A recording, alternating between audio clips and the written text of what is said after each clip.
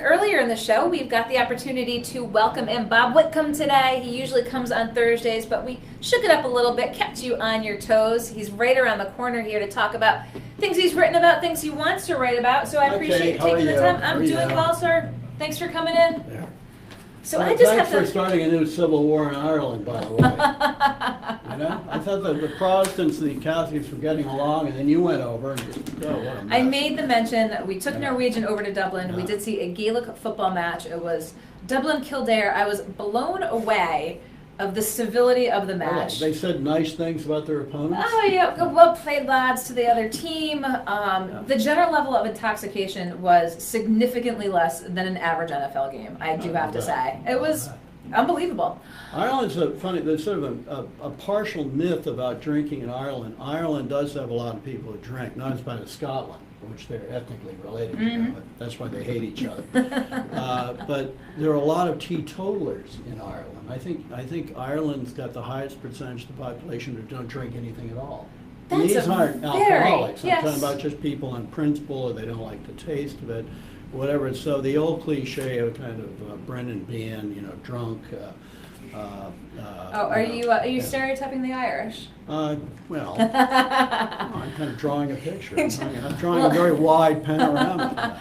Well, I think I'm probably part Irish too. Check the genealogy. Yeah, I'm just a little bit. Butler. Just Butler. There's just a family name, one of the family at Butler. Very common name around Dublin. We bet. Well, Translation from bouteille, which means bottle.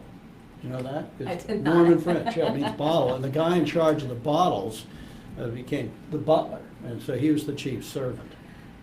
Yeah. Learn something new every time you come on the show. None of it useful. No, We'll keep with that. Incredibly useful, because one of the things I saw today that I did want to discuss with you, Bob loves politics, international relations, technology. This Elon Musk looking at the Hyperloop. Yeah, we've talked about that before, this. because they've got a plan now, which he is hilarious expression. He said he's gotten verbal okay from the government, whatever that means. I think somebody after 15 drinks at the Motel No Time bar in Alexandria, that's a hell of an idea. And then he wandered off to his next fundraiser. But we've talked about that here too, from Providence to Boston in like 9 minutes. Unbelievable. And the science is there. It'd be very expensive to construct, but once you construct it, it would be amazing. Do you think we'll see it? Do you think we'll see it happen? Yeah, someday. Yeah, someday. In the Northeast corridor, of course, the place to put it. It's the most densely populated part of the United States. It's the richest. Even though Rhode Island thinks itself somehow off to the side, actually, Rhode Island's very much in megalopolis on the main street, and it would be great. Well, we'll have to do it if you could get. From Providence to Boston in even less time. I mean, it'd just be a game changer. I mean, like anything else. Yeah. But I'd have to read up a little bit on it. I mean, can you explain the technology? It's a magnetic sort of levitating kind of thing. It's all sort of, the expression Flash Gordon, sci-fi. But it's actually, does work. It does work. The engineering works. The whole thing is to get the rights of way and to build it and all that stuff, just the implementation. Well, you've written about it before. We've talked about it. It seemed like a good topic to bring up again, I wonder what as the you said. bar car on that would look like. It only takes you 9 minutes to get to Boston. You're not going to have a lot to drink, though. Yeah. Gin and tonic. Like that. Speaking of things in the geographical area, last column you wrote a little bit about Connecticut. Right. I'm sure I've seen the Atlantic Monthly article. I did. What's wrong with Connecticut? Yeah, the cities. As the guy said, the cities. So you do a lot of work there. I mean, give us your take. I lived there. I lived there for a while near Waterbury. Yeah. In school, I know a lot of people there. Big problem with Connecticut. I thought he said it wasn't the taxes. I think taxes are grossly overrated as a factor, by the way, and nor are Americans overtaxed by the international comparisons. We're actually rather undertaxed. You can see it in the condition of our roads and our social services. But getting back to Connecticut has some famously extremely rich suburbs, mostly Fairfield County, Litchfield County, and then those beautiful towns right along the shore. A lot of money there. It's very beautiful. But for some reason, Connecticut, which 50, 60 years ago had very successful, prosperous cities, mostly based on manufacturing, or in the case of Hartford, insurance and other financial services. They started to go into a long, first gradual, then sudden, then precipitous decline. And so the Connecticut's cities, the major cities, Waterbury, which actually is improving a little bit, New Haven, Bridgeport, and Hartford are a mess. To varying degrees. And Hartford's the best example because it may be going bankrupt, officially bankrupt. And, they've got to clean it up. If you can fix up the cities and make the cities more attractive for young people to live in, because young people want to live in cities now, they don't want to live in suburbs, you could pull Connecticut up a long way. Do you think they can turn it around? I think they can over time. Yeah, nothing is forever. And, there are wonderful things about Connecticut. The surrounding countryside, a lot of it is very beautiful. There's still a lot of money there for investment if they can kind of spread it around. Hartford, despite its travails, has been incredibly badly run for many, many years and was too dependent upon one industry, insurance. It still has many, many beautiful neighborhoods. It's got some great cultural institutions, the Wadsworth Athenaeum and so on and so forth. So I think they could come back. Yeah, I think they could come back. And New Haven is coming back a bit, to a large extent because Yale University is reinvesting. As a driver. Which had ignored New Haven for many years. For about 30 years, New Haven and Yale had virtually nothing to do with each other. Yale pretended it was not in New Haven. But then they decided about 20 years ago to start embracing it. So New Haven's much better. Well, I'm sure you saw, we posted it this week, the results of the Morning Consult governor's popularity surveys. Yeah. Governor Raimondo, 5th ranked in New England.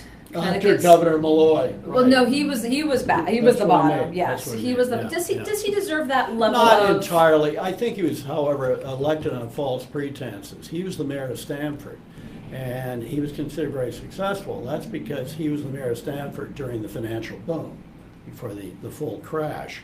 And, all the money in Stamford from New York, it's basically an extension of Wall Street. And so he sort of took credit for that. He had nothing to do with it. Just was in the right place at the right time. And then he had very bad Republican opponents, and a lot of the Republicans were ending up in the slammer, and so I think a Republican could win the next election for governor of Connecticut, which used to be more often than not a Republican state. I remember it well. Good for governor, the senators, and so on. So we'll continue to keep an eye on Connecticut. We like to take a little poke around New England, as you often do in your columns. Yeah. What are you writing about this week? You've got your secret notes here. Well, I do have, I won't read off the list, but there was a very entertaining list from Fox News of the companies, made in America companies, or making stuff made in America, that were in New England. And representatives of these companies, I guess, met with President Trump in the White House. And I won't go down the list, but I will tell you that it was very eccentric. There was sort of, a maple sugar candy manufacturer. There was Narragansett Beer. Narragansett Beer was there. Narragansett Beer. The only really serious, meaning big industrial company, oddly, was Sikorsky Helicopter, which is owned by United Technologies, which is down in the New Haven area. But most of the companies listed were these quirky little, almost like craft operations. So, It almost seems Americana, if you will. Yeah, it was kind of Norman Rockwell's list of the made in America in New England.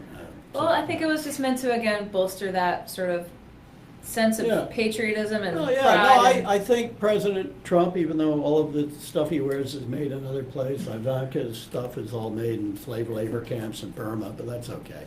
I think he's certainly right. We should praise people who are actually making things here, as opposed to selling financial services or consulting or stuff like that. Well, you've talked, and we've talked a lot about how you foresee the demise of a severe reduction in the financial services industry in the not too distant future. I think it's already happening a bit because they're outsourcing more and more of this stuff, some of the more routine calculations. You go over to Fidelity is a big operation area, for example, and because so many people's investments now are basically automated, these things called ETFs,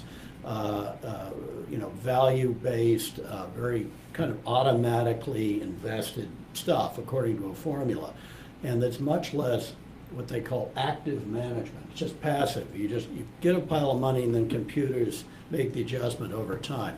And this is throwing a lot of analysts and stockbrokers out of business. So basically, the remaining ones are they're trying to kind of change their position to be overall financial advisors, kind of economic advisors to individuals and companies. But it's very different than making a lot of money as a stockbroker. You know, flipping stocks, churning, all that stuff. So I think you're going to see a decline. We'll keep an eye on that. We've talked about it here in the studio. Yeah, we have. Show me that list. What else you got going on here? Okay, what else do we have here? We've got, oh, I should mention, it's right at the top. Did I say single payer?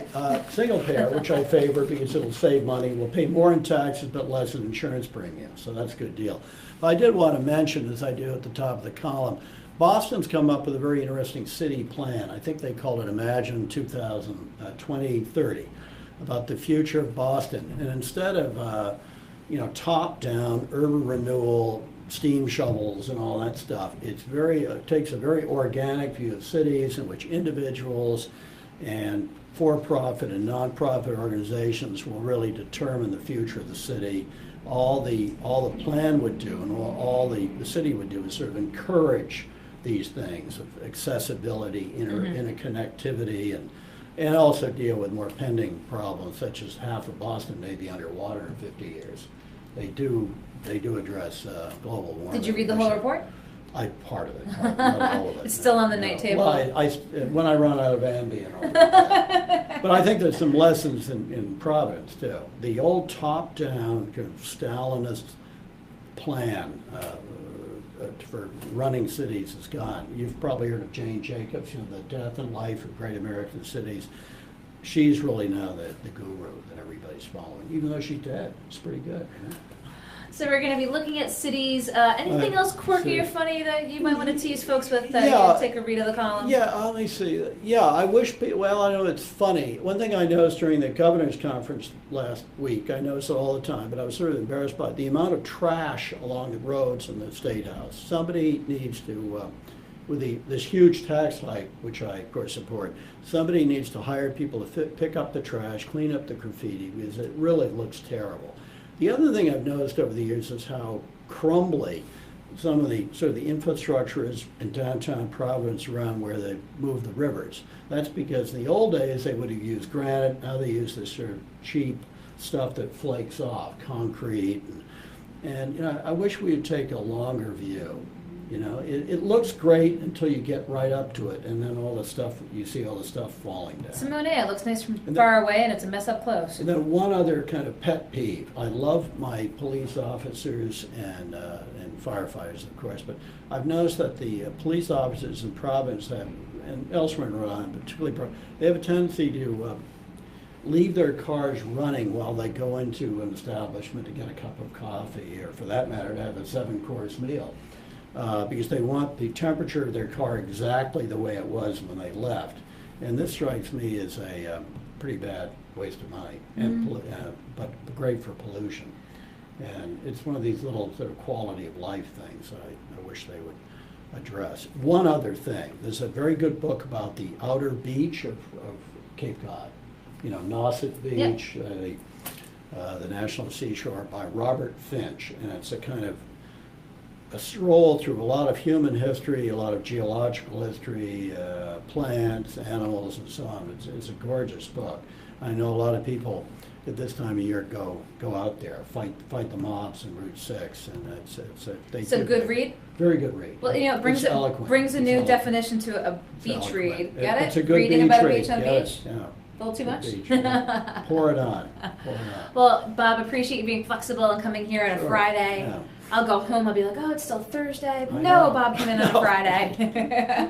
Appreciate your coming in. Okay. We'll see you probably next Thursday, the We'll same see you soon. bat time, same Okay. bat Say channel. let me out. Okay, well, for a fee. Bob Whitcomb, GoLocal Columnist, as he does every week. Mixed it up a little bit this week. Had him in on Friday, not Thursday, to talk about his previous column and to talk about what he's thinking about writing coming up. Always an interesting hodgepodge of politics and news, world affairs, environment, and technology. Rhode Island's best columnist, Bob Whitcomb. Appreciate him coming into the studio here at the Navigant Credit Union Broadcast Center.